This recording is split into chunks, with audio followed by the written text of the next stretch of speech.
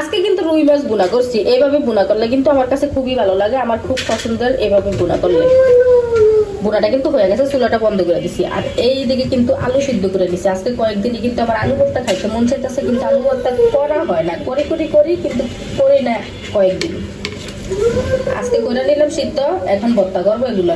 শুকনো মরিচটা কিন্তু ভাজা আছে, এখন ডাইলা সুন্দর করে ভর্তা করে নিব। তারপরে হচ্ছে যে ভাত খাবো, কারণ আলু ভর্তা দিয়ে ভাত খাইতে কিন্তু আজকে কয়েকদিনই আমার ইচ্ছা করতেছে।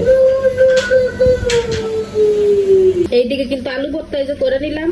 আর আলু ভর্তা কিন্তু আমার কাছে কাঁচা পেঁয়াজ দিয়ে বেশি ভালো লাগে, মানে আমার পছন্দের আর কি। কাঁচা পেঁয়াজ দিয়ে অনেকে আবার তেলে ভাজা করে, ওইটাও অনেকের পছন্দ, মানে আমার পছন্দ কাঁচা পেঁয়াজ দিয়ে। মুসুরি পিঠতে দিতাম, ঠিক আছে দিব বাবা। ভর্তাটা করে নিলাম। খাওয়ার জন্য কিন্তু কয়টা ভাতও নিয়ে নিলাম, কারণ আমার অনেকদিন ইচ্ছা করতেছিল, তো বললামই। আলু ভর্তা করা হয়েছে, সাথে সাথে ভাত নিয়ে নিছি খাওয়ার জন্য।